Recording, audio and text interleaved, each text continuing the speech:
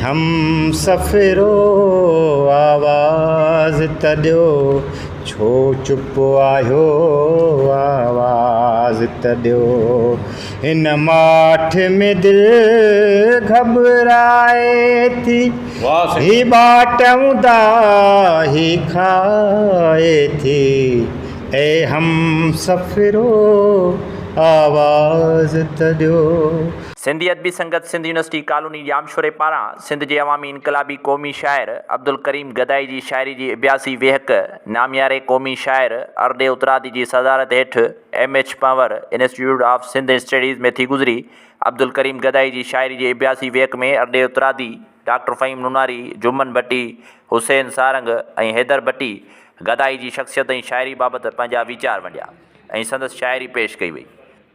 अभ्यासी वेहक में नामियारे गुलूकार सिकंदर बुर्दी ऐं सूफ़ी गायक कमर लतीफ़ी शाइरी गाई। जंग जदल आहे चौधारी इंसानन जो रतवा जारी सारी दुनिया आहे सारी दुनिया आहे सारी नफ़रत जी प्रचार बणायूं सुख जो को संसार बणायूं सुख जो को संसार हक हक हक रंग नस्ल सब ढोंग अजाया पेट बुके ही सांग बनाया रंग नस्ल सब ढोंग अजाया पेट बुके ही सांग बनाया गोरे में छा कारे में छा गोरे में छा कारे में छा साॻियो आहे सतार बणायूं सुख जो को संसार बणायूं सुख जो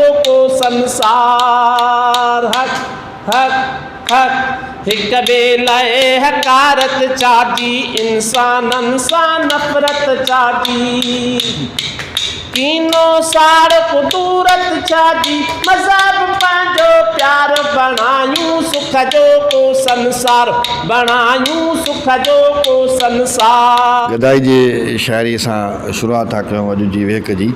हिन वक़्तु सिंधी अदबी संगत सिंध यूनिवर्सिटी कॉलोनी जामशोरे शाख पारां अब्दुल करीम गदाई जी शाइरी जे अभ्यास जी वेहक साईं अरडे उतरादी जी सदारत शुरू करे आहियूं। शुरुआत में गदाई साईं जी शाइरी ये सिंध सदा खुशहाल रहे ये धरती माला माल रहे ये धरती सोनो पाए थी ऐं सभु कंहिंखे खाराए थी हिते सावण जे बरसातिन में छा कुदरत रंग रचाए थी ये सिंध सदा खुशहाल रहे ये धरती माला माल रहे ये धरती मूंखे प्यारी आहे ये भूमि तो भागन वारी आहे हिन देश ते पंहिंजी जान फिदा हिन देश ते सभु कुझु वारी आहे ये सिंध सदा खुशहाल रहे ये धरती माला माल रहे।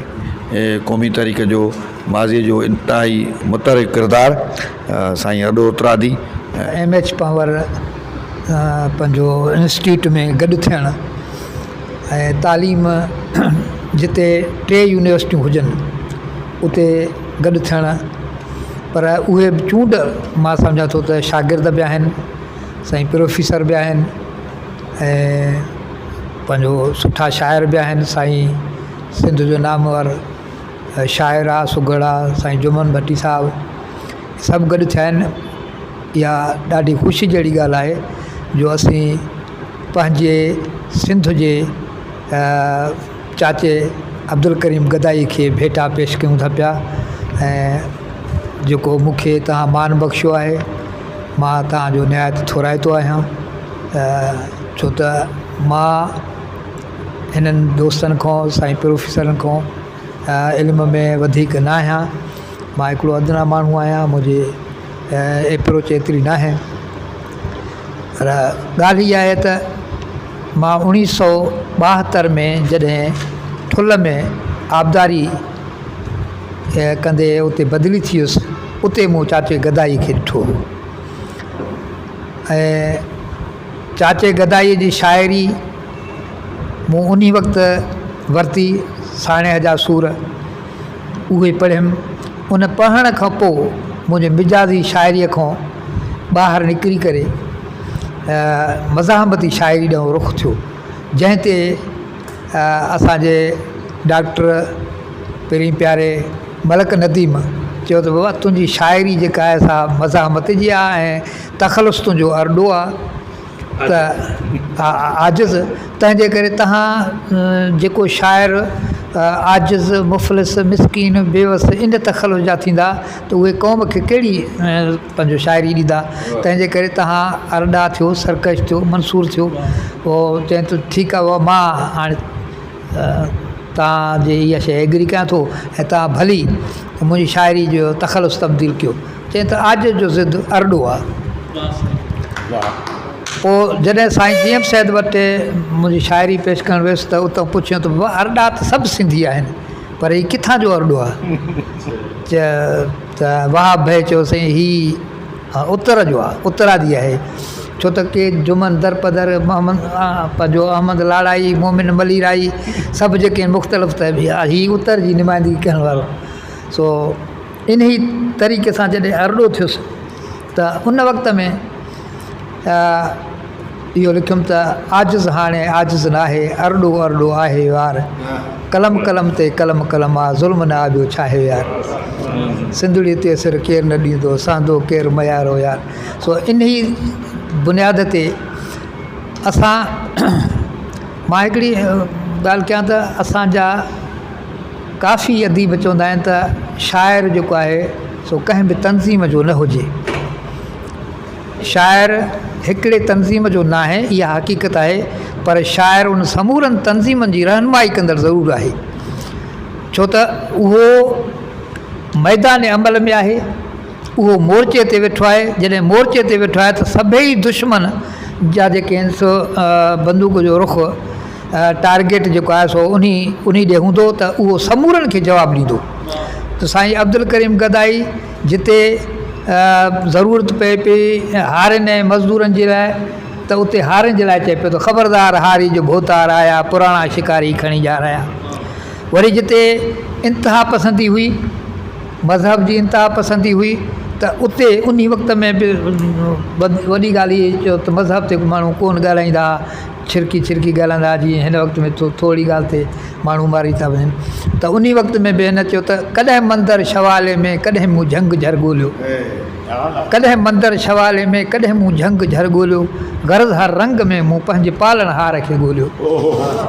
सो इन ई तरीक़े सां हुन पंहिंजो लिबरल ऐं पंहिंजो शाइरी जे लिहाज़ सां हुन जेका आहे सा सेक्युलर तरीक़े सां बि पंहिंजी शाइरी कई ऐं मिजाज़ी शाइरी कई, हक़ीक़ी शाइरी कई, हुन सां गॾोगॾु तबक़ाती शाइरी कई, क़ौमी शाइरी कई। इहो असरु असां ते थियो। असां माना उन जे दौर जी जो असरु क़बूलियोसीं। असांजो शाइरीअ में माना बिना कलम जे असांजो उस्ताद हो। ऐं उन खां पोइ वरी शेख हयाज़ बि थियो, ऐं शेख हयाज़ बि जेको आहे सो उन दौर जो थियो। त असांखे जेका असां रहनुमाई इन्हनि माण्हुनि मां मिली, तॾहिं त असां जेको आहे सो सुञातोसीं त हक़ीक़त में मिजाज़ी शाइरी जेका आहे उहा हिकिड़े महबूब खे साम्राज चए थो। पर वरी तबक़ाती शाइरी थिए थी, उन खां पोइ जेको आहे सो क़ौमी शाइरी थिए थी, उन खां पोइ इंसानी शाइरी थिए थी। त हीअ शाइरी बि ख़ुदि सफ़र थी करे इन नमूने सां। भूल कयो त पंहिंजो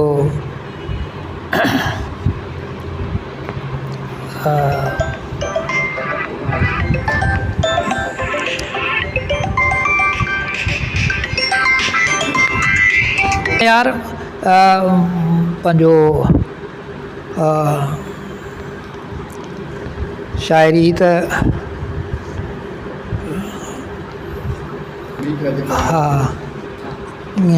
हिकु निशानो न यार। हाणे आजिज़ थी अरड़ो लहु अची मैदान में, क़ौम सां मुहबत करणु को फसानो न आहे यार। तंहिंजे करे जेकॾहिं तव्हां मिजाज़ी खे छॾे करे वरी हिन में अचो त क़ौम सां निभाइणो पवंदो आहे। इन जे करे वरी असीं क़ौमी शाइरी कईसीं। ऐं साईं अब्दुल करीम गदाई जे पुट साईं फ़ताह आबिद सां उहो उन वक़्त में पंहिंजो जैकाबाद में जेको आहे सो सहाफ़त जे लिहाज़ सां प्रेस क्लब जो नुमाइंदो बि हुयो, शायदि सदर बि हुओ, उन सां कचहरी थींदी। ऐं उन सां गॾु जेका आहे सो असां उते प्रेस क्लब में बि शाइरी कईसीं।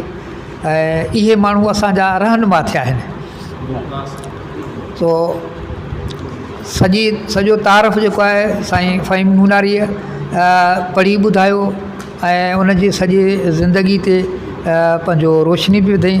तंहिंजे करे असांजो इहो हुजे त असीं शाइर आहियूं, पर असां शाइर रुॻो शाइरी ताईं महदूद न हुजूं। जेकॾहिं वक़्त ऐं हालतुनि सां जेकॾहिं एहतिजाज थिए थो त उन एहतिजाज में बि शामिलु थियूं। छो त जेकॾहिं असां हिकु जाइ ते वेही रहंदासीं त असां कुंडाइता थींदासीं, रुॻो अदब में अदब बराए अदब थींदासीं। जीअं अदब बराए ज़िंदगी आहे त उन ज़िंदगीअ सां बि साथ ॾियूं। ऐं पंहिंजो कालाबाग डैम ते पंहिंजो एहतिजाज थियो, उन में गॾु थियासीं। जिते किथे जेका असां एहतिजाज थियनि पिया या पंहिंजो कंदकोट में धाड़ेलनि जे पंहिंजो ज़ुल्म तशदुद जे करे, ऐं असां हैदराबाद में बाक़ाइदे पंहिंजो पेनाफिलिक्स ठाहे करे प्रेस क्लब में एहतिजाज कयोसीं। शाइर रुॻो उहो न आहे जो शाइर लिखे, पर शाइर उहो आहे जेको पंहिंजे शाइरीअ ते बि अमल बि करे, पंहिंजे लफ़्ज़नि ते अमल करे। जेकॾहिं हू अमल नथो करे ऐं रुॻो ईअं चए थो त उहो जेको फतवा फ़रोश थिए, ईअं न थिए। त सो अहिड़े नमूने सां असां ह्यूमन राइट्स वारनि सां गॾिजी करे हिन डॉक्टर जे ॻोठ वियासीं, उमरकोट वियासीं, उन्हनि खां हाल अहवाल वरितोसीं, उन्हनि खां सही मालूमात थी।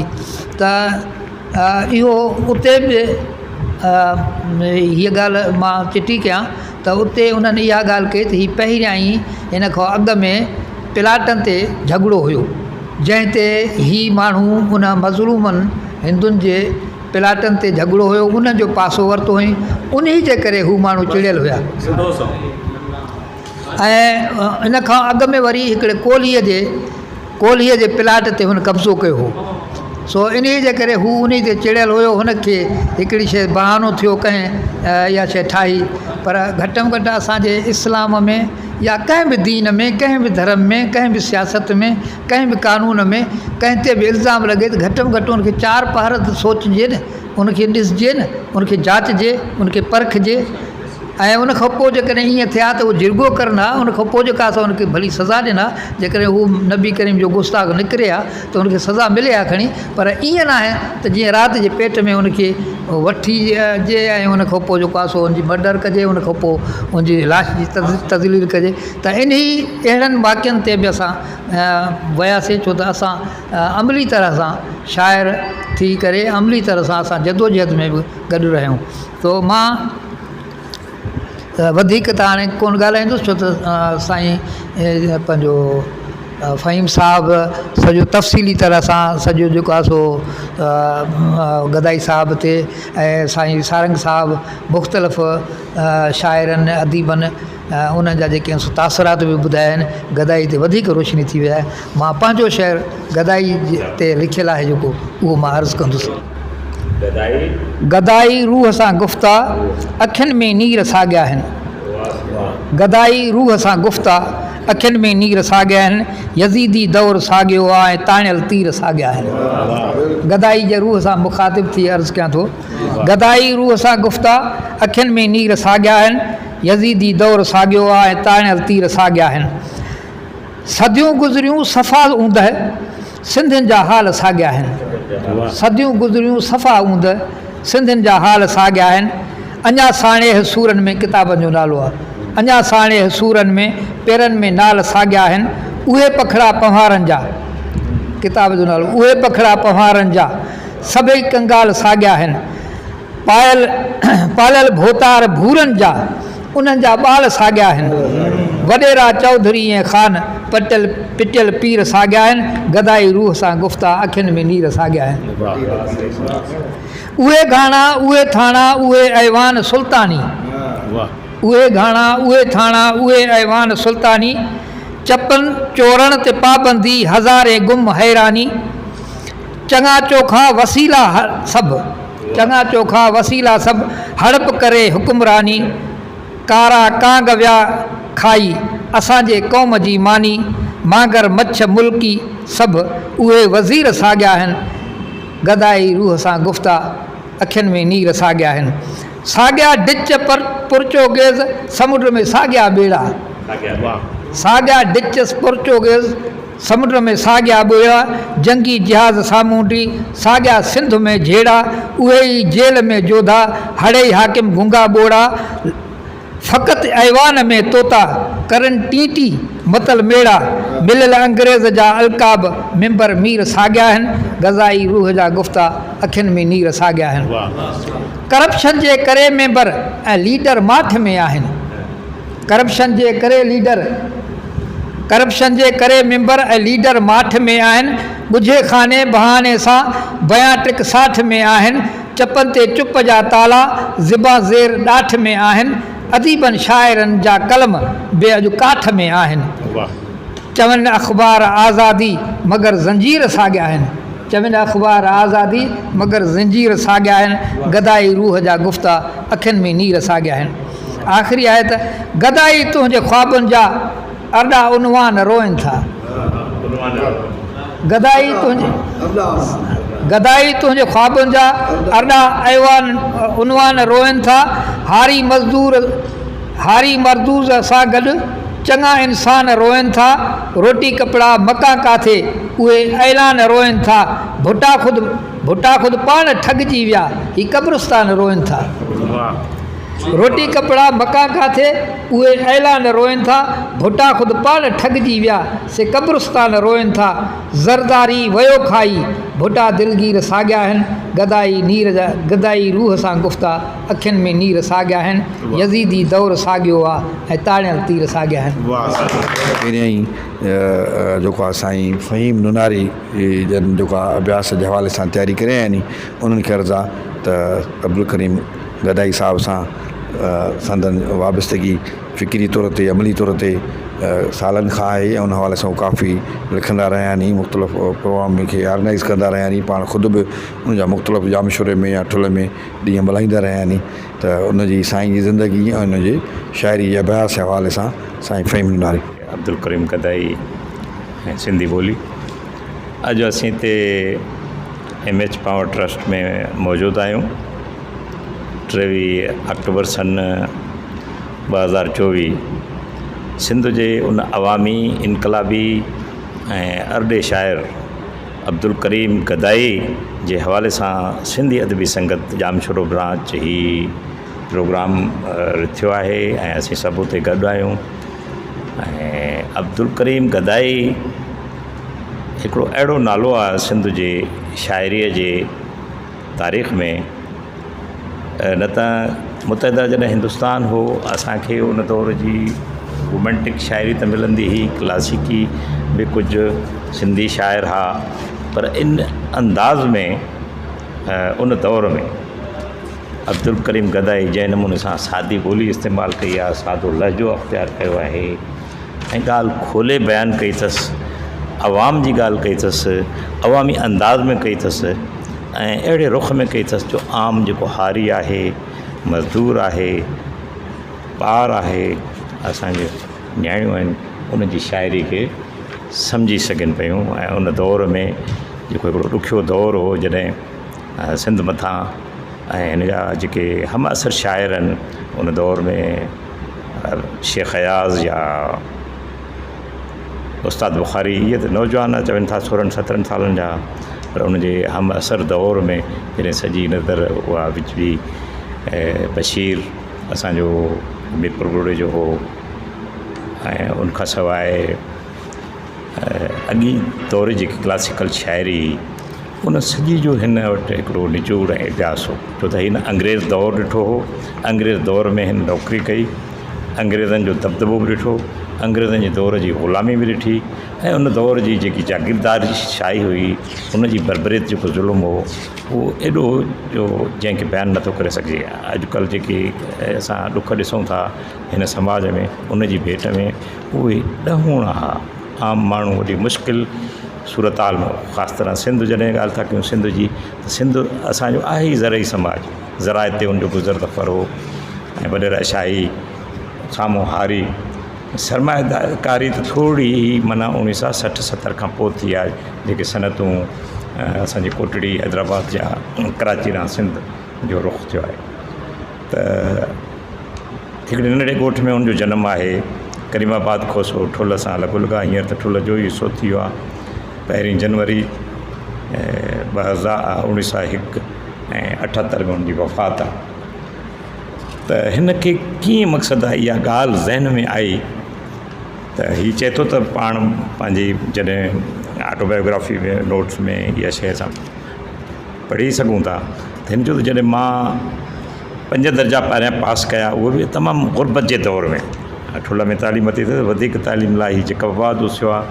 ऐं जैकबाबाद में बि मक़सदु आहे उते जेके कुझु हिंदू आहिनि दोस्त, इल्मु दोस्त ऐं ग़रीब परोर, उन्हनि हिननि खे तालीम में मदद कई आहे, हायर जेका हिन जी स्टडी आहे। पोइ हिन जूं 2 नौकरियूं आहिनि नंढड़े पैमाने ते। कोटवार बि रहियो आहे, पोस्टमैन बि रहियो आहे, सेक्रेटरी बि रहियो आहे।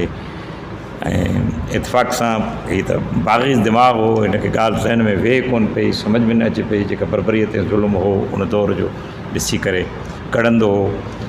त मीर शाल ख़ान खोसे जो ही ट्यूटर थियो आहे, जेको उन दौर जो वॾे खां वॾो असांजे तर जो ख़ासि तरह जैकबाबाद जो जागीरदार ऐं वॾेरो रहियो। त उनजो जॾहिं ट्यूटर थियो त उते हिन बदवी साहब सां मुलाक़ात थी आहे। दिलमुराद पंहिंजो रेलवे स्टेशन आहे, अरडे खे ख़बर आहे, दोस्त जेके वेठा आहिनि तर जा उते, उन सां जेकी सोबत थियसि कची फिकी, उतां शाइरी हिन शुरू कई आहे पंहिंजी। गज़ल लिखिया अथसि, दोहा, उनखां सवाइ मुख़्तलिफ़ अंदाज़ में कुझु रोमांटिक, कुझु तबक़ाती, उहे कचा फिका, पर उन उस्ताद उन में दुरुस्तियूं कयूं आहिनि। सो उनखां पोइ ई मक़सदु आहे ठुल खां कनि नागुज़िर हालतुनि जो करे घरेलू लिखनि था। जैकबाबाद उथियो आहे। जैकबाबाद में जॾहिं वियो आहे त हिन सहाफ़त में बि हथु विधो आहे, सहाफ़ी थियो आहे। ऐं सहाफ़त जो वॾो हिकिड़ो जो रोल आहे हिन जो। नसर में ओतिरो ई न लिखियो आहे जेतिरी शाइरी कई आहे। उन उनखे पके पुख़्ते नमूने सां जैकबाबाद जूं, सखर जूं, उन दौर जूं जेके अख़बारूं उन में मक़सदु आहिनि, उन्हनि जे ज़ुल्म जा बखिया उटड़िया आहिनि। साथ हलंदो रहे, लाट ॿरंदी रहे, जेसीं आसीनो ऐं सीने में दम, चवो रहो जिए सिंध, जिए सिंध। अहिड़े अमुर गीतनि जो ई ख़ालिक़ आहे। हाणे हिन में मुंहिंजो किताबु आहे, हिन में हीअ सॼो किताबु हुन में मुख़्तलिफ़ नोट्स आहिनि। मां लिखियो, कुझु नोट्स पढ़ंदासीं, कुझु गुफ़्तगू थींदी हिन जे ज़िंदगी बाबति। और हिन सेशन खे ओपन कंदासीं, जेकॾहिं को मुजारो आहे त उन ते पाण गुफ़्तगू कंदासीं। नौजवान साथियो, सिंध जा वारसो, साथ हलंदो रहे, लाट ॿरंदी रहे। अहिड़नि अमुर सिटनि जे ख़ालिक़ अब्दुल करीम गदाई जी शाइरीअ सां मोहबत कंदड़ साथियो, दोस्तो, गदाई क़िस्म जे लाइ असांखे हिन जे जनम वारे ॾियारनि, ज़िंदगी जे घड़ियुनि वारे दौर, उन दौर जे हम असर, छो त हम असर दौर खे जेतिरे ते असां नथा सम्झूं, ओतिरे ते असांखे ॻाल्हियूं उहे चिटियूं सम्झ में नथियूं अचनि। उहो अंग्रेज़ दौर खे ॾिसणो पवंदो, जीअं असीं हुनजे फ़िक्र ऐं फ़हम खे सम्झी सघूं। इंसानी तारीख़ में असीं ॾिसूं था त जॾहिं बि कंहिं फ़र्द जी शख़्सियत ऐं कम खे जाचण लाइ कंहिं नक़ाद या समाजी साइंसदान कलम खईं आहे त उन दौर जे पैदावारी औज़ारनि, समाजी निज़ाम, पैदावारी वसीलनि, वणज वापार, आमद ऐं रवानगी, सियासी तब्दीलियुनि, इक़्तिदारी धुरियुनि, हीड़े तबक़नि, उन दौर जे हम असर शाइरनि, नसर नवीसनि, गोयनि, राॻियनि ऐं समाज जे ॿियनि वावड़नि ते अखि रखी आहे त जीअं शख़्सियत जा उन जे फ़न ऐं फ़िक्र खे परखण में इंसाफ़ करे सघिजे।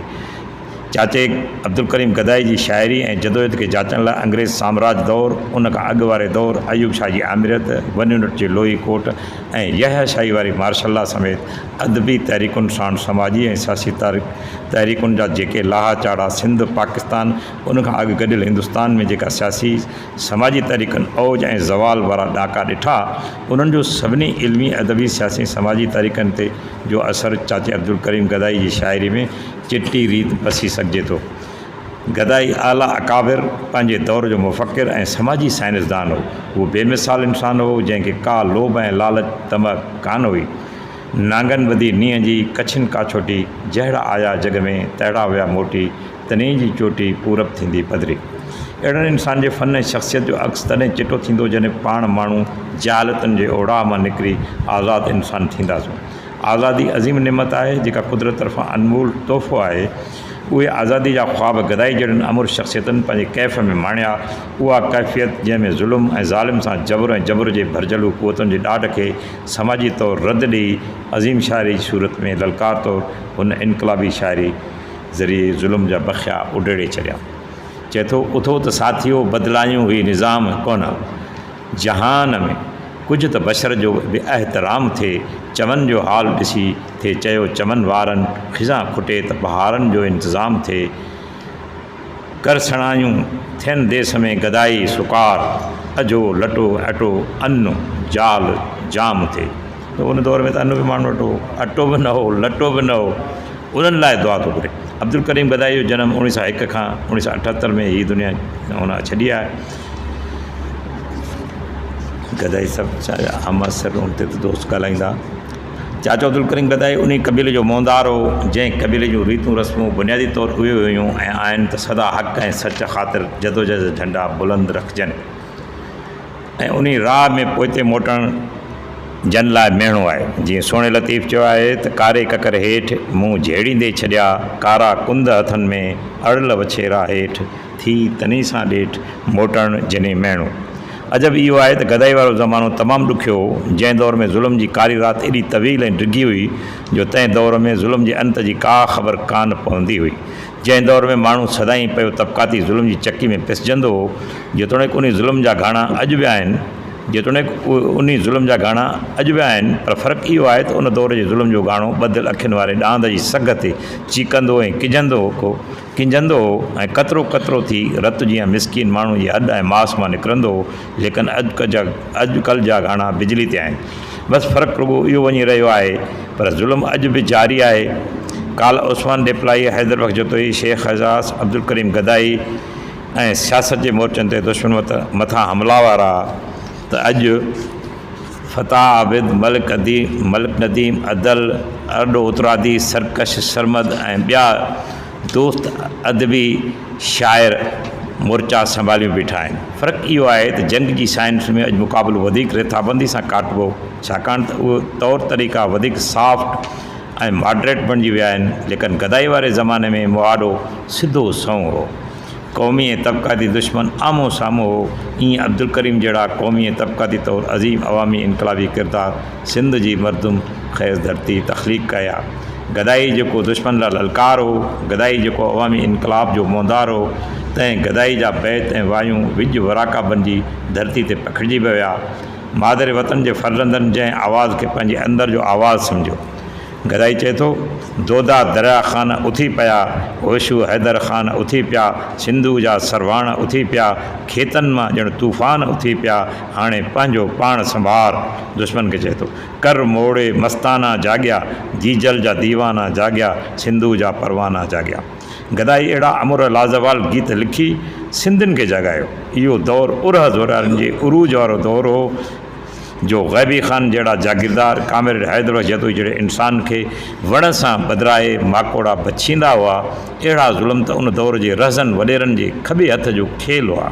सो अहिड़े ऊंदाही दौर में गदाई उमेद आसिरे रहबरी रहनुमाई ॾढ हिमत शुजात दिलेरी ऐं दानाई जो सितारो बणिजी चिमकियो जेका रोशनी जी लाट मिसकीन माण्हुनि जे छुटकारे जी वाट साबित थी। गदाई चए थो गदाई तशद्दुद जा सामान न रहंदा ही फ़िरौन व हामान न रहंदा हमेशह नुकमा ही शादान न रहंदा ऐं मज़दूर आतश बद ईमान न रहंदा।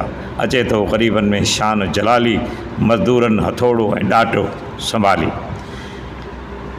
अंग्रेज़ी में चवणी आहे त beginning is the half done. कंहिं कम जी शुरूआति माना अधु कमु मुकमिल। सो 1970 वारे ॾहाके में असांजे मोहनदार अदीबनि शाइरनि ऐं साफ़िन जेका जदोजहद अयूबी आमिरत ख़िलाफ़ु हलाई सचपच त इहा जदोजहद वन यूनिट जे कहिड़ी कोट ख़िलाफ़ु न हुई बल्कि सा जदोजहद सिंध अंदरि उसरंदड़ क़ौमी ऐं तबक़ाती हलचल जो बुनियादु हुई। सो अधु कमु त गदाई उन जे हमसर अदीबनि शाइरनि साफ़िन समाज सुधारकनि सियासतकारनि उन दौर में सरअंजाम ॾिनो।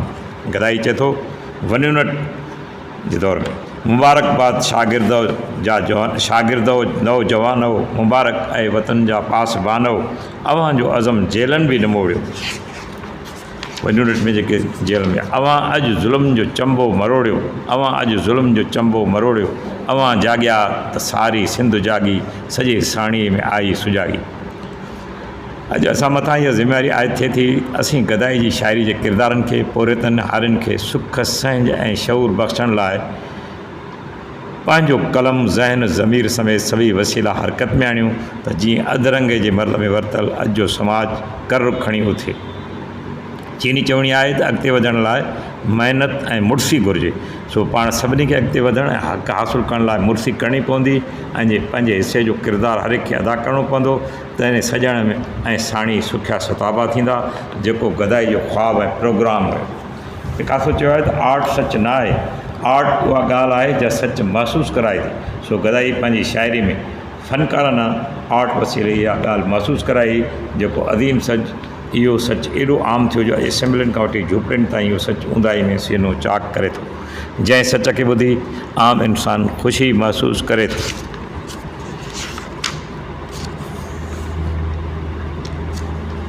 कहिड़ो सच गदाई ॻाल्हायो। गदाई तबक़ाती जदोजहद जो बानी हो ऐं तबक़ाती जदोजहद ऐं क़ौमी जेकी जदोजहद उन ॿिन्ही ॻाल्हियुनि खे गॾे पंहिंजी शाइरी में पेश कयो। जेतोणीकि रोमांटिक्स बि आहे उन जी शाइरी, रोमांटिक शाइरी बि कई अथसि, क्लासिकल बि कई अथसि, ग़ज़लनि दुआनि शाइरनि उन जा मुख़्तलिफ़ क़िस्म जा। हाणे पंहिंजो शाइर क़ौमुनि जा सूंह ऐं राबर थियनि था। गदाई शाइरी जी दुनिया में असांजो राबर ऐं रहनुमा आहे। वियतनाम जी तोईदीन, फ़लस्तीन जे महमूद दरवेश ऐं दाग़िस्तान जे रसूल हमला तोफ़ क़ौम जे सॾ साण ललकार बणिजी क़ौम जी ज़रूरत ऐं दिलेरी जा दास्तान रक़म कया आहिनि। अहिड़ी तरह चाचे अब्दुल करीम गदाई वतन जी लोई ऐं लॼ जी बालादस्ती खे मोतनि जी माला में पोयो आहे। यानी हिकिड़े ॾुखे दौर में नौजवाननि खे कीअं मक़सदात उत्साह ॾिए थो, जज़्बो ऐं जोश ॾियारे थो। चए थो नौजवान साथी हो, सिंध जा वारस हो, साथ हलंदो रहे, लाट ॿरंदी रहे, जिए सिंध जी जल जो आहे कसम त जेसीं हसीनो ऐं सीने में दम थे देस ख़ातिर जे सिर बि कलम साथ हलंदो रहे, लाट ॿरंदी रहे। केरु आहे जो कूपन जो रस्तो जले, न गोली न बंदूक जन खे पले, काफ़िलो कर खयूं शान साण पियो हले, साथ हलंदो रहे, लाट ॿरंदी रहे। न जेलनि खां दहलिया ही जोधा जवान, न हटंदा ही साणीअ जा पासबान, कपे केरु आहे जो असांजी ज़िबां साथ हलंदो रहे, लाट ॿरंदी रहे। साणीअ जा जवानो, जीजल जा पासबानो, शागिर्द नौजवानो, मज़दूर किसानो, आज़ादगी जो झंडो अर्ज़े वतन में खोड़ियो, हथ ज़ुल्म जो मरोड़ियो, यूनिट जो बंदि टोड़ियो। 50 लख ज़बानूं ऐं 1 करोड़ ॿाहूं उन दौर जी आदमशुमारी। हाणे त 7 करोड़ थी विया आहियूं। कंहिंजी मजाल आहे जो रोके अवां जूं राहूं, विख साण विख मिलाए, कंधनि साण कंध जोड़ियो, यूनिट जो बंदि टोड़ियो, हथ ज़ुल्म जा मरोड़ियो। यूनिट में कीन रहंदी आज़ाद सिंध थींदी, यूनिट में कीन रहंदी आज़ाद सिंध थींदी। साणीअ में गदाई साॻी बहार ईंदी, सरमस्त ऐं भिटाई जंहिं लहू निचोड़ियो, यूनिट जो बंदि टोड़ियो, हथ ज़ुल्म जा मरोड़ियो, ऐं सिंध जा जवानो, जीजल जा पासबानो। ही यानी गदाई जो क़ौमी रुख़ हो हिकिड़ो। ऐं ॿियो गदाई जो जेको शाइरी जो वॾे खां वॾो मैसेज हो उन दौर जी जेको तबक़ाती ज़ुल्म ऐं बरबरीअ थी, छो त गदाई बुनियादी तरह पॉलिटिकल वर्कर हो। अदबी रुझान हुन जो बाद में थियो आहे। ऐं शाह ख़ान साहब जेको रहियो, मीर सिकंदर ख़ान खोस हो, उन दौर में पॉलिटिक्स में ही सॼो उहो ॾिसंदो रहियो रुख़। ऐं उन दौर में ही सेक्रेटरी रहियो आहे कांग्रेस जो, सिंध आरी कमेटी जो जॉइंट सेक्रेटरी रहियो, नेप जेकी नेशनल पार्टी रिंजो साहब जी उन जो बि जॉइंट सेक्रेटरी रहियो आहे ज़िले जे कबाबाद जो। ऐं इन खां पोइ अॻु में जेको 1935, 36, 37 ऐं 43 में जेको तरक़ी पसंद तहरीक जेकी लाहौर ऐं कराची में हुन जूं सरगर्मियूं हुयूं, ऐं सखर में ख़ासि तरह चाचो हर खे ख़बर आहे चाचो बरकत आज़ाद जेको वॾे खां वॾो मक़सदु आहे हिकिड़ो मुहर्रिक हो असांजी उत्तर सिंध में इन हलचल जो तरक़ी पसंद तहरीक जो। उन वटि रशियन लिटरेचर ऐं लेफ्ट जो ख़ासि तरह वॾे पैमाने ते हूंदो हो ऐं गदाई उन मां मुस्तफ़िज़ थियो आहे। तंहिंजे करे हुनजो लाड़ो तरक़ी पसंदी ॾांहुं हो। पोइ ही गोबिंद माली ऐं नारायण श्याम असांजा ॿिया जेके वतन दोस्त शाइर हा, अदीब हा, जन खे इहो हिकिड़ो इमेज इंसान जेको ॾिसो न सिखे थो, लर्निंग आहे त हुनखे तसवर इहो मिलियो त सिंध अंदरि बि अहिड़ी तहरीक हुजे। उन पोइ इहा सिंधी अदबी संगत, पर उन खां अॻु में नालो सिंधी अदबी संगत जो शायदि मुंहिंजे ख़्याल में को इंस्टीट्यूट हो या वधीक ॾाढो तव्हांखे ॿुधाईंदो, त उन्हनि अकेडमी क़ाइमु कई आहे सिंध ऐं सिंधी ॿोली सिंधी लिटरेचर जी पचाल आहे, उन में बि गदाई जो हिसो आहे। तंहिंजे करे गदाई तबक़ाती शाइरी ॾांहुं हैदर बख़्श जतोई सां गॾु रहियो ऐं तरक़ी पसंद तहरीक उन जे रुख में तमामु वॾो हिकिड़ो आऊं उनजो हिते तव्हां खां नमूने तौरु शेयर पेश कंदुमि, पोइ वरी मां पंहिंजे गुफ़्तगू ॾांहुं वापसि ईंदुमि। इलेक्शन जे दौर में ख़ासि तरह उन तमामु घणी मक़सदा इहा हारियुनि खे ख़बरदार करण लाइ हुननि जे वॾेरनि जे ज़ुल्म खां आगाही ॾिनी अथसि। वरी आई इलेक्शन ऐं वरी ज़रदार निकिरी पिया, छॾे तरह कुलनि ते क़ौम जा पगदार निकिरी पिया, छॾे बंगला बुखारियूं गरम हिन सर्दी ऐं पारे में ग़रीबनि जे भले जे वास्ते बोतार निकिरी पिया। तनक़ीद करे थो उन्हनि ते, वॾो ॾुखु आहे उन्हनि खे ग़रीबनि जे लाइ। सदाईं जन कयूं हारियुनि मज़दूरनि जूं बर्बादियूं, उहे थी क़ौम जा ख़ादिम ऐं ख़िदमतगार निकिरी पिया। 6 सालनि अंदरि कोई न हारी खां पुछणु आयो, हज़ारें अॼु मगर हारी संदा हक़दार निकिरी पिया। वॾेरनि जी हुकूमत जी हिफ़ाज़त में ग़ज़ब आहे, किराए जा सैयद सवें हुबदार निकिरी पिया। अवां जे वोट ते धाड़ो हणण जे लाइ अॼु हारी सवें मुल्ला मशाइख़ मौलवी चौधार निकिरी पिया। कॾहिं इजलास जे अंदरि न वरितऊं नाव हारी जो हज़ारें, पर वरी अॼु वोट जा हक़दार निकिरी पिया। प्रोडा जे हमाम अंदरि त सभु नंगा नज़र आया, थियो जो फ़ैसिलो ज़ाहिर त सभु बदकार निकिरी पिया। अमानत वोट जी हारी संभालण लाइ अॼु मुश्किल उन जी हथ करण जा केतिरा हथियार निकिरी पिया। अची पेती अंदरि हारी संभाले वोट विझ पंहिंजा, ख़बरदार करे थो हारी खे वोट जो तक़दुस छा आहे। संदन वोट ते धाड़े लहे सवें खूनखार निकिरी पिया। थिए थो फाश परदो ख़ूब अॼु सरमाएदारनि जो गदाई सां घणाई मुहर्रम इसरार निकिरी पिया।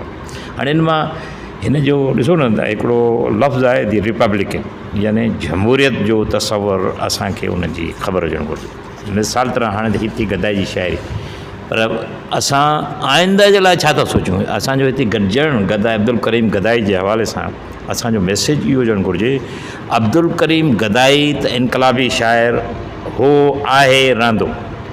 गदाई मादर वतन सिंध जी सरबुलंदी लाइ, सिंध जी आज़ादी लाइ, सिंध जे ॿार जी आज़ादी लाइ, सिंध जी औरत जी आज़ादी लाइ, सिंध जे हारी ऐं मज़दूर जी आज़ादी लाइ ऐं हिन समाज जी ख़ुशहाली लाइ, सॼी सिंध जी ख़ुशहाली लाइ जेका दुआ घुरे थो पंहिंजी शाइरी में, त असांखे छा करणु घुरिजे। असीं बुनियाद तरह इहा त माज़ी जी ॻाल्हि आहे, चऊं त साथ हलंदो रहे लाट ॿरंदी रहे, साथ हलंदो लाट ॿरंदी, पर लाट खे अॻिते कीअं वधायूं।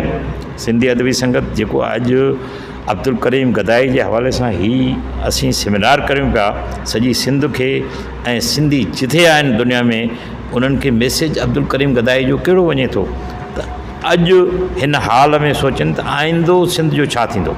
सिंध जेका 7.5 करोड़ 8 करोड़ जी आबादी आहे ऐं सॼी दुनिया में सिंधी वेठा आहिनि ऐं उहे सभु सिंधी चाहिनि था त सिंध जे सींध में सिंदूर विझूं, सिंध मुर्के, सिंध ख़ुशि थिए, सिंध जी ॿोली मथां ऐं सरबुलंदी माणे, सिंध जा माग मकान जेके आहिनि, जेके सरमाएदारनि ज़ालमनि बरबरियत करे ज़ुल्म ज़रिए इक़्तिदार धणनि, उहे वसीला उहे माग असांजा लतीफ़ जा ताक़िया मिटाए छॾिया अथनि।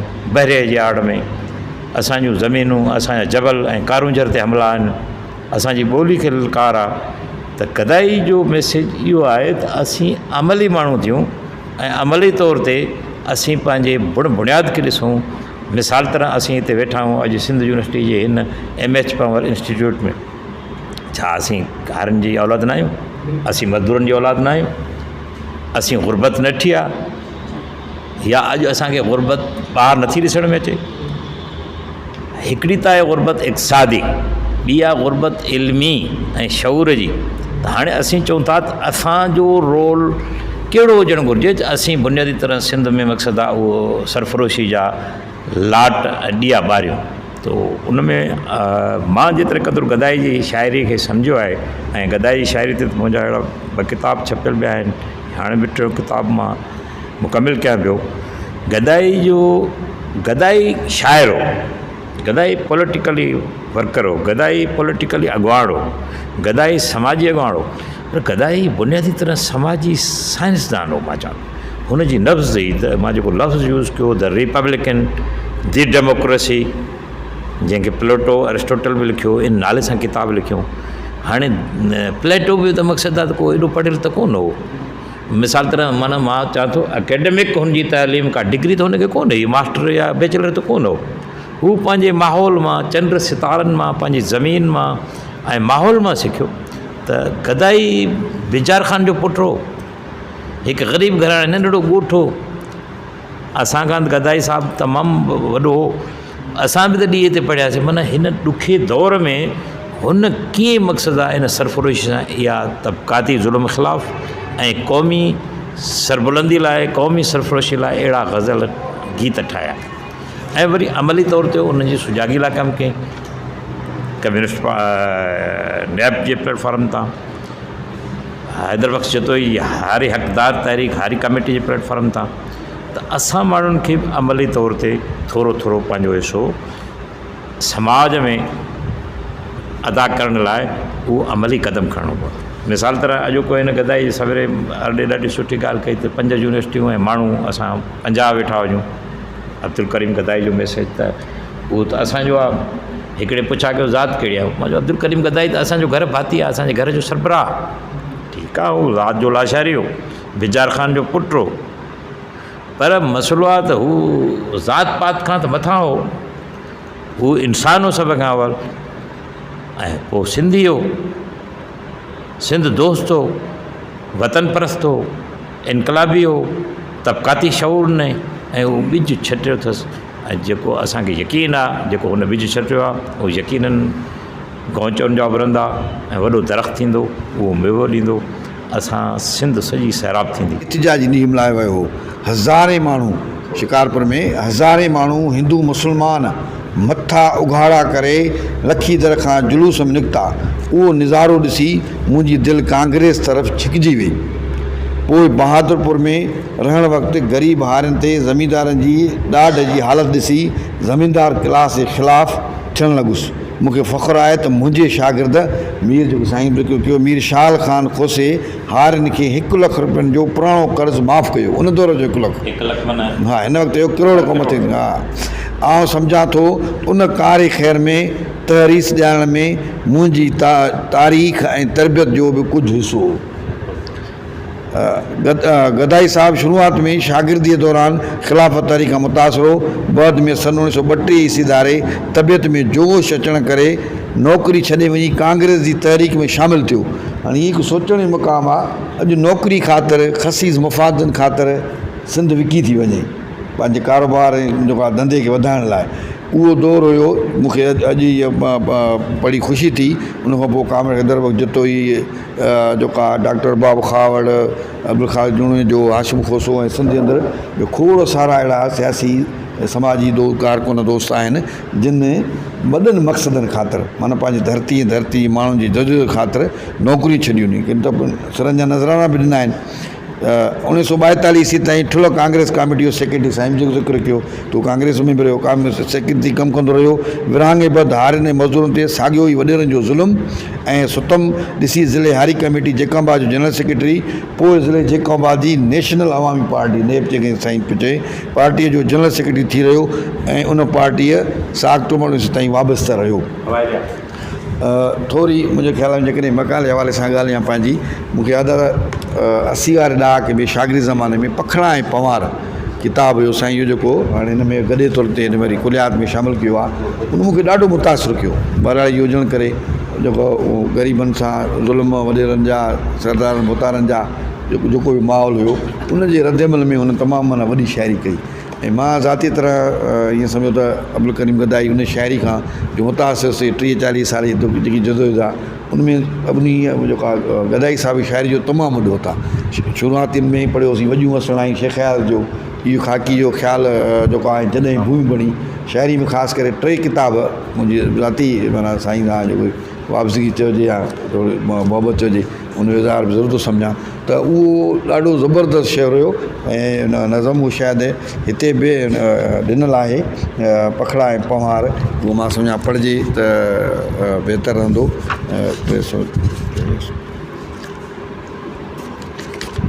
पखड़ा ऐं पंवार किताब जो नालो पखड़ा ऐं पंवार हुयो। पखड़ा ऐं पंवार अञा बि साॻियाड़े हीअ ख़ासि करे माना 1947 खां पोइ जेकी ज़ाहिरी आज़ादी जेके चयो वियो उहो जॾहिं ख्वाब उन बहितर न सम्झो उनजो तहबीर त उन रद्दमल में बि जेका शाइरी कई आहे वन ट्रोड़ जे हवाले सां। अच्छा ॿियो गदाई साहिब लाइ जेको असां ॿुधो आहे त हर मुज़ाहिरे में वञण जे ख़िलाफ़ जेकी जदोजहद थी जेकी बि थी उन सभिनी में मां शामिलु रहियो नौजवान सां हर क़िस्म जे जदोजहद में उहो इलाही इंतिहाई घणो मुतहरिक रहियो त इहे जेका आहे त पखड़ा ऐं पंवार अञा बि साॻियाड़े माना असां सम्झोसीं त आज़ादी मिलंदी ऐं ख़ुशहाली ईंदी असांजो अमन मोहबत थींदो ऐं नफ़रतूं ख़तमु थींदियूं ऐं जेको क़ौमी नज़रियो हुयो उनखां पोइ माना सुकून मोहबत जेको वधंदी ऐं जेको जेके चयो वियो तारीख़ में जेको कूड़ साबित थियो त हिंदू मुस्लमान अलॻि क़ौम आहिनि ऐं उनजे करे जेका असां तकलीफ़ में आहियूं हुयो तबक़ाती मसइलो पोइ उनखे मज़हब जो माना रंग ॾिनो हुयो। ख़ैर पखड़ा ऐं पंवार अञा बि साॻियाड़े वेड़ी जन वंवार अञा बि साॻियाड़े किरड़ कंडा ॾुथ ॾोरा साॻिया खीर मखण ऐं धोरा साॻिया गोलाड़ा गुलज़ार अञा बि साॻियाड़े मारन लोही लीड़ू लीड़ू खीर मखण ऐं धोरा साॻियाड़े गोलाड़ा गुलज़ार अञा बि साॻिया मारन लोही लीड़ू मेर मथन में चोटा चीड़ू पंवारनि जा पार अञा बि साॻियाड़े रस्मूं साॻियूं रीतूं साॻियूं पत प्रीत प्रीतियूं साॻियूं जोड़ा ऐं जनसार अञा बि साॻियाड़े अॼु बि पाणी लही पंवारियूं करे हलनि थियूं पूंज कतारूं सर्तनि जा सिंगार अञा बि साॻियाड़े नील तेल फुलेल ऐं चेलनि चोटा कंजरनि ते कावा ऐं ॻोटा वासिंगनि जा वार अञा बि साॻियाड़े ख़बरनि जे लामन ते वेही कणछूं लात लवंतियूं कई ॻेरनि में जागो टकार अञा बि साॻियाड़े गम गंडीर लुलर ऐं लाड़ियूं ॾुथ ॾिहाड़ी आणियूं चाणियूं वेड़ियूं ऐं वलहार अञा बि साॻियाड़े किंजर साॻी कच्छ बि साॻियो सोणी साॻी मछ बि साॻियो दरिया में ददकार अञा बि साॻियाड़े अॼु बि पेर वाड़ तो खाए परदे हिन सां प्रीत निभाए पंहिंजनि जा प्रकार अञा बि साॻियाड़े अॼु बि जेका काक ककोरी छाल ॾेई का ईंदी चोरी सोडा सरखां धार अञा बि साॻियाड़े ॾेर बि साॻिया नम बि साॻियो ख़ुशियूं साॻियूं गम बि साॻिया सभु विछूं सेसार अञा बि साॻियाड़े माउ मिठी जूं लोलियूं साॻियूं ॿोलीअ ख़ातिर गोलियूं साॻियूं सूर्य जा सिंगार अञा बि साॻियाड़े बेकस बेवस केई न्याणियूं कोट कोड़लनि में के दाणियूं उमिरनि जा आज़ार अञा बि साॻियाड़े बेॾो हिन सां सौदो लागू सौदा कलम जेको आहे बेॾो हिन सां सौदो लागू चोर छुटी वियो भाॻियो काबू साल सूबेदार अञा बि साॻियाड़े ज़ोर ज़ुल्म ऐं सीने ज़ोरी रशवत खोरी खीर कटोरी कामोरनि किरदार अञा बि साॻियाड़े ढोल बि साॻिया ढट बि साॻिया मुखीअ मुंद जा मट बि साॻिया मतारा ऐं मार अञा बि साॻियाड़े वाटुनि ते 100 यार विछायल मन जा मोती घायल विख ते 100 वार अञा बि साॻियाड़े जेको शाह जी वाई गाए लोली जी दिल जीवर जाए तंहिं ते पहरेदार अञा बि साॻियाड़े भिट धणी ऐं बेदल साॻियो सामी बिक सचल साॻिया भिट धणी ऐं बेदल साॻिया सामी बिक सचल साॻिया वाहन जा वींझार अञा बि साॻियाड़े अमन अमान जो ढोंग रचाए जग जी अख में सुरमो पाए मज़लूमनि ते वार अञा बि साॻियाड़े सच अञा पियो सूर्य लड़के कड़का कूड़ पियो कड़के अदल जा ठीकदार अञा बि साॻियाड़े शाल ॾेई अॼु जाॻिया छोरा कोट कंदासीं भोरा सूर्य सर खां धार अञा बि साॻियाड़े सूर्य सभु लाॻापा लाहे कुॾी पिया अॼु पिड़ में काए हुशू जा उबदार अञा बि साॻियाड़े दौर त मुश्किल आहे दौर तो मुश्किल आहे गदाई, वेल ॾुखी आहे सिर ते आई, चोर ऐं चौकीदार अञा बि साॻियाड़े। ॾिसो त माना केॾा साल थिया आहिनि, पोइ बि सूरत हाल माना सिंध जी साॻी आहे, साॻी सूरत हाल आहे। दिलबर गांचो असांजी अवामी शाइरी ॿुधाईंदो आहे, साईं जो मन बि अॻिते ॿुधाई ऐं त तूं ओताक वञे उनजे थी अक़ल चवनी ईंदो कर, ओताक वञे उनजे थी अक़ल चवनी ईंदो कर, ॾोर गुजात बि ॾाहनि वारी ॾिठ पिरोली बि ॾींदो कर, मण मिस्रनि जा मलूक चइजो वटां खणी वेंदो कर, सभु विराए हिन संगत में हिकु नेकी पाण सां नींदो कर, पर थधो घड़ो थींदो कर जो ओतीन तोखे अदब सी।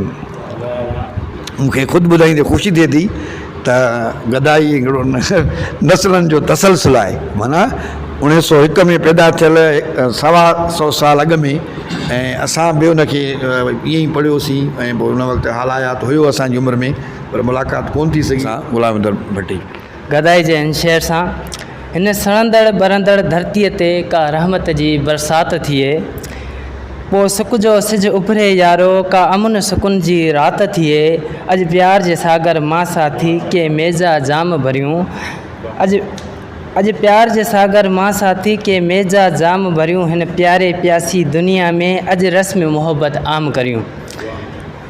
चवंदा आहिनि दुनिया जो वॾो इनकलाबी चीग वीरा उन जो मतिलबु हिकिड़ो कौल आहे त इनकलाबी जो पहिरियों जेको फ़र्ज़ु आहे उहो आहे तालीम हासिलु करणु। इन सिलसिले में आउं आयो हुयुसि जामशोरे, टेस्ट बि ॾिनी, अलहमदिल्ला सही वई। उनखां पोइ मां अब्दुल करीम गदाई ते ॻाल्हायां त अहिड़ी का मूंखे ख़बर न हुई, लेकिन जॾहिं मां 11 में आयुसि पोइ मूंखे ख़बर पई, गुज़रणु थियो, अकेडमी वञी रहियो हुअसि, न्यू बिगन अकेडमी कोचिंग में पढ़ंदो हुअसि।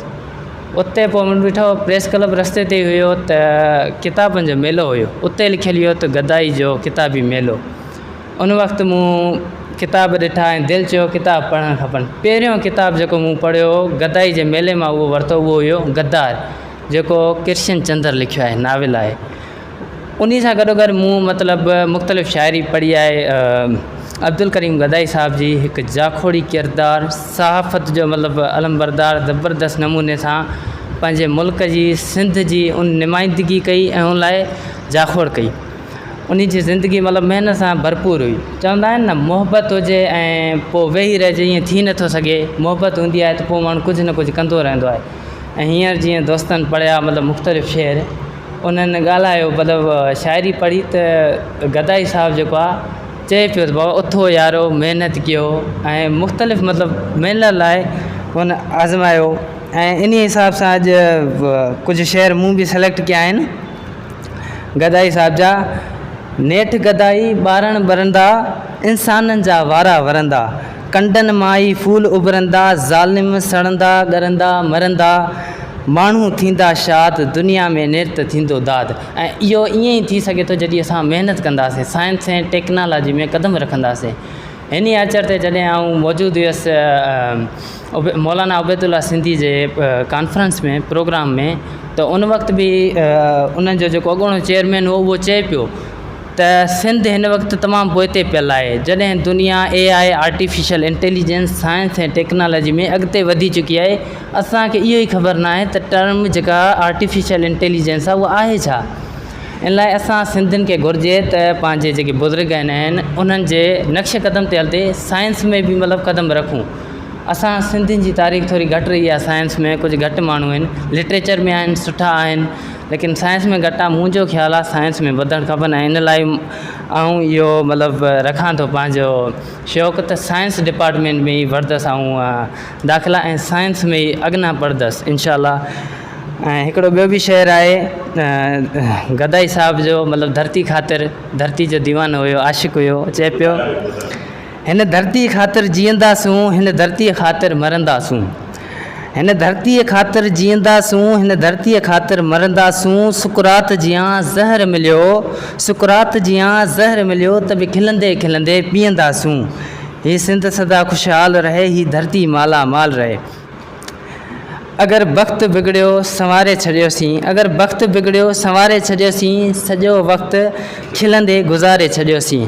विड़ी तेज़ तूफ़ान ऐं मौजनि सां हमदम, वञी नेठि ॿेड़ो किनारे छॾियोसीं। सफ़र ज़िंदगी जो कठिन हो गदाई, सफ़र ज़िंदगी जो कठिन हो गदाई, बहर तूर गुज़रियो गुज़ारे छॾियोसीं। इंतहाई पुख़्तो शाइर साईं जुमन भट्टी। मुंहिंजो हिकिड़ो पंहिंजो नज़म आहे, मां तव्हां कचहरी जे नाव ऐं गदाई साहिब जे जहिड़ो कर नाव ॼण कयां पियो। वार कांदार या ॿीहर दिलियूं परखजनि, वार कांदार या ॿीहर दिलियूं परखजनि, परख अहिड़ी कजे परख जण परखजनि। वार कांदार या ॿीहर दिलियूं परखजनि, परख अहिड़ी कजे परख जण परखजनि। ही हावेलियूं ओताकूं गलियूं परखजनि, चेहरा चेहरनि ते पर्दा पोशाकूं ॾिसी रूप हर रूप में दांधिलियूं परखजनि, परख अहिड़ी कजे परख जण परखजनि। हाणे इब्रारी लश्कर वॾी का हुआ, दिल जे काबे अंदरि छा लाइ भञडरा हुआ। हाणे इब्रारी लश्कर वॾी का हुआ, दिल जे काबे अंदरि छा लाइ भञडरा हुआ। ही अबाबील चुंबन में पथरियूं हुजनि, कीन ॿीहर अलादीनी लश्कर अचनि। ही वफ़ाउनि जा वेरी वरी आया आहिनि, मोहबतनि जे मज़े जी ख़बर कान अथनि। ही ख़ुदा खां जुदा थियल दिलियूं परखजनि, परख अहिड़ी कजे परख जण परखजनि। ही शदादी यज़ीदी फिरोनी टोला, ही आदम खोर माण्हुनि खे रत जी ॻोल्हा। ही शदादी यज़ीदी फिरोनी टोला, ही आदम खोर माण्हुनि खे रत जी ॻोल्हा। ही बक़ौमी नज़रियो नज़र था रखनि, आले अहमद बच्चन खे था बाग़ी चवनि। ख़ुदि परस्तनि फिरोननि जा लाशा लुढ़िया, से शैतानी इल्म खे पढ़ी पोथिड़िया। जन जिगर खे चॿाड़ियो कलियूं परखजनि, परख अहिड़ी कजे परख जण परखजनि। ही जे गंगा में वहता न धोपी सघिया, ही जे गंगा में वहता न धोपी सघिया, ख़ाली बेईमान अरफात खां थी मोटिया। ही जे गंगा में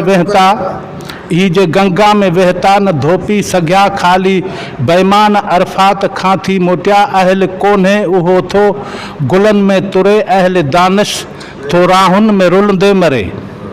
अहल कोन्हे उहो थो गुलनि में तुरे, अहल दानिश थो राहनि में रुलंदे मरे।